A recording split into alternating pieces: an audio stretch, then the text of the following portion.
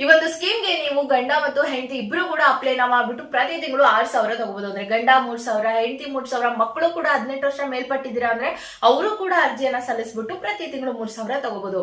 ಹೇಗೆ ಅಂತ ಹೇಳ್ತೀನಿ. ಅದಕ್ಕೂ ಮುಂಚೆ ನಿಮ್ಮಲ್ಲಿ ಲೇಬರ್ ಕಾರ್ಡ್ ಇದ್ರು ಅಂದ್ರೂ ಕೂಡ ಇದೇ ಸೌಕರ್ಯ ಸಿಗುತ್ತೆ. ಅಲ್ಲಿ ಕೂಡ 60 ವರ್ಷ ಆದ್ಮೇಲೆ ಪ್ರತಿ ತಿಂಗಳು 3,000 ಸಿಗ್ತಾ ಹೋಗುತ್ತೆ ಒಂದು ಪಿಂಚಣಿ ರೂಪದಲ್ಲಿ.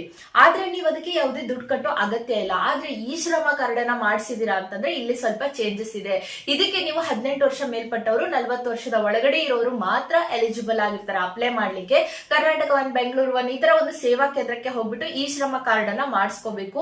ಗವರ್ನಮೆಂಟ್ ಎಂಪ್ಲಾಯಿಯನ್ನ ಬಿಟ್ಟು ಬೇರೆಲ್ಲರೂ ಕೂಡ ಇದಕ್ಕೆ ಅರ್ಜಿಯನ್ನ ಸಲ್ಲಿಸಬಹುದು. ಒಂದು ಸ್ಮಾಲ್ ವರ್ಕ್ ಮಾಡ್ತಾ ಇದೀವಿ, ಶಾಪ್ ಇಟ್ಕೊಂಡಿದೀವಿ, ಸ್ಟ್ರೀಟ್ ಸೈಡ್ ಫುಡ್ ಗಳನ್ನ ಮಾಡ್ತಾ ಇದೀವಿ, ರೈತರಾಗಿದೀವಿ ಅನ್ನುವಂಥವ್ರಿಗೆ ಇದು ಬರುತ್ತೆ. ಆದ್ರೆ ಇಲ್ಲಿ ನೀವು ಹಣವನ್ನ ಕಟ್ಟಬೇಕು. ನೀವು 18 ವರ್ಷದಲ್ಲಿ ಇದ್ದಾಗ ಇದನ್ನ ಸ್ಟಾರ್ಟ್ ಮಾಡಿದ್ರೆ ಪ್ರತಿ ತಿಂಗಳು 55 ರೂಪಾಯಿನ ಕಟ್ತಾ ಇರ್ಬೇಕಾಗುತ್ತೆ. ನಿಮ್ಮ ಒಂದು ಅಪ್ಲೈ ಮಾಡುವ ಏಜ್ ಬಂದ್ಬಿಟ್ಟು ಒಂದು 25 ವರ್ಷದಲ್ಲಿ ಮಾಡ್ತಾ ಇದೀವಿ ಅಂದ್ರೆ 80 ರೂಪಾಯಿನ ಕಟ್ಟಬೇಕು ಪ್ರತಿ ತಿಂಗಳು. ಅಥವಾ ನಾವು 35 ವರ್ಷ ಇದೀವಿ ಅಂತಂದ್ರೆ ಪ್ರತಿ ತಿಂಗಳು 150 ರೂಪಾಯಿ. ಈ ರೀತಿಯಾಗಿ ಹಣವನ್ನ ಕಟ್ಟೋ ಮುಖಾಂತರ 60 ವರ್ಷ ತನಕ ಕಟ್ಟಬೇಕು ನೀವು. 60 ವರ್ಷ ಆದ್ಮೇಲೆ ನಿಮ್ಗೆ ಪ್ರತಿ ತಿಂಗಳು 3,000 ಬರ್ತಾ ಹೋಗುತ್ತೆ.